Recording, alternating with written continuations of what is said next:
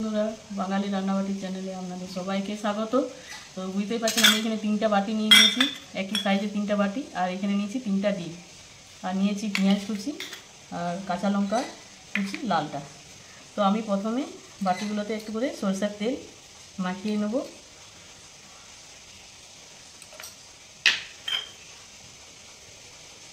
এইভাবে পুরো বাটিটাতে তেলটা মাখিয়ে নিতে হবে।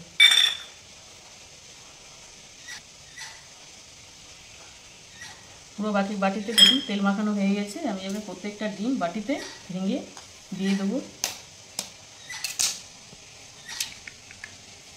এইভাবে প্রত্যেকটা ডিম আমি বাটিতে এখন দিয়ে দেবো।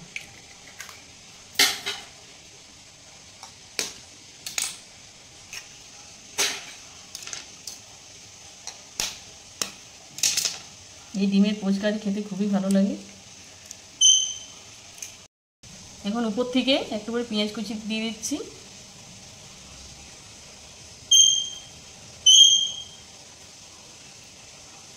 যেমন আপনারা ঝাল খাবেন সেরকম দিবেন। একটু কাঁচা লঙ্কা দিয়ে দিচ্ছি।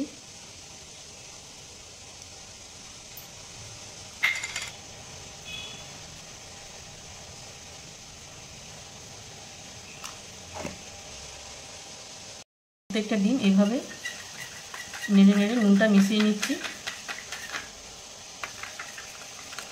আপনারা চাইলে না মিশাতে পারেন,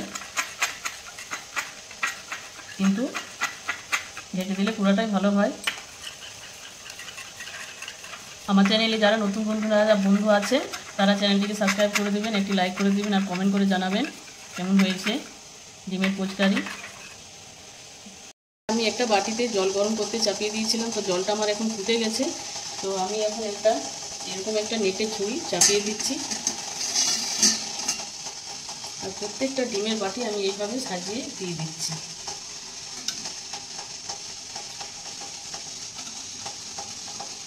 এরপরে আমি এখন চাপা দিয়ে দেব। এখন আমি একটা চাপা দিয়ে দিলাম। ডিমটা ভাপে সিদ্ধ হয়ে যাবে, তারপরে আমি বাকি রান্নাটা করে নেব। আমি চাপাটা তুলে নিয়েছি, দেখুন ডিমটা কি সুন্দর ফুলেছে। তো আমি একটা ছুরির মধ্যে দিয়ে দেখি, এটা একদম হয়ে গেছে।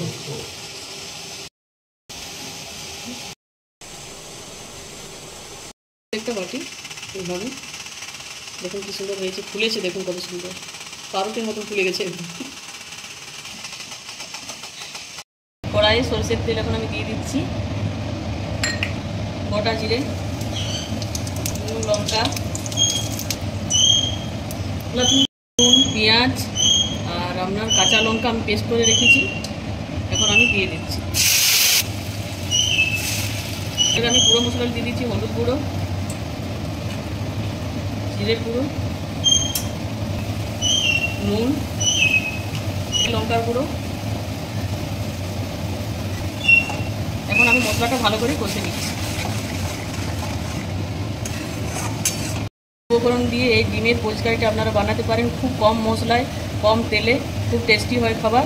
তো অবশ্যই আপনারা এবার বাড়িতে করে দেখবেন, খুবই ভালো লাগবে খেতে। আমি উপর থেকে একটু টমেটো সস দিয়ে দিচ্ছি, এটাতে একটু টেস্টটা খুব ভালো হয়, খেতে পারেন। তো আমি এখন ভালো করে মশলাটা কষে নিচ্ছি। একটু গরম মশলার গুঁড়ো আমি এখন দিয়ে দিচ্ছি। ভালো করে মশলাটা কষিয়ে নিচ্ছি। মশলা আমার একদম কষানো হয়ে গেছে, এখন জল দিয়ে দিচ্ছি।